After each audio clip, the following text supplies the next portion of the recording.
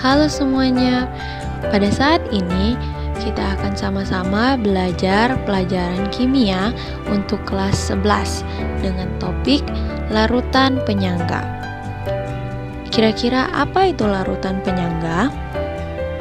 Sebelum kita masuk pada pengertian dari larutan penyangga dan juga contoh dalam kehidupan sehari-hari, pertama-tama kita harus mengetahui tujuan pembelajaran dari materi larutan penyangga. Tujuannya ada 3. Yang pertama adalah mempelajari materi larutan asam basa yang lebih spesifik. Maksudnya apa? Maksudnya adalah larutan penyangga merupakan topik lanjutan dari materi asam basa, tetapi lebih spesifik pada campuran asam basa lemah dan garamnya yang dapat mempertahankan pH dari sistem penyangga. Tujuan yang kedua adalah memahami fenomena larutan penyangga di lingkungan sekitar kita. Jadi, kita dapat mengetahui fenomena-fenomena menarik yang melibatkan larutan penyangga di sekitar kita.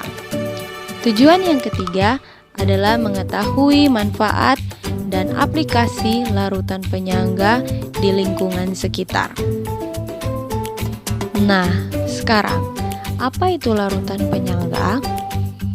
Larutan penyangga juga dikenal dengan sebutan buffer atau larutan dapar. Larutan penyangga merupakan campuran asam lemah atau basa lemah dengan garamnya.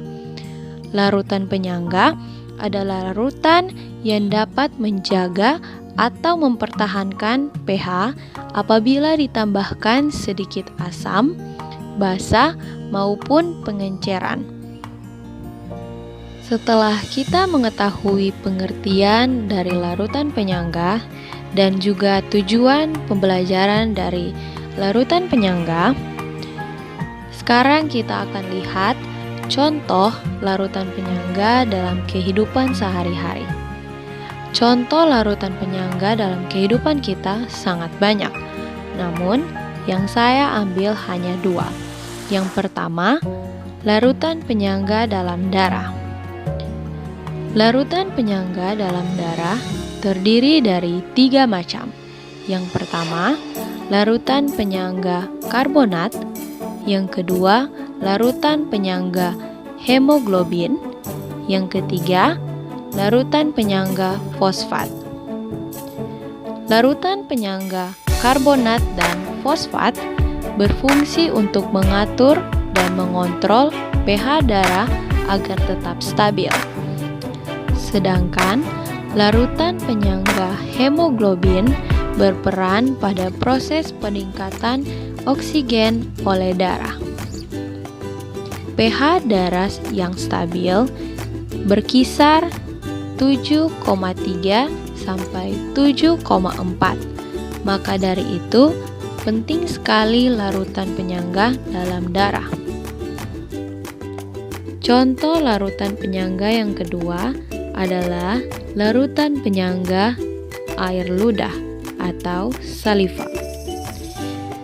Pada saliva terdapat larutan penyangga ion dihidrogen fosfat atau H2PO4- dan ion monohidrogen fosfat atau HPO4-2 yang membentuk kesetimbangan dengan persamaan H2PO4- plus H2O menjadi HPO4-2 plus H3O plus.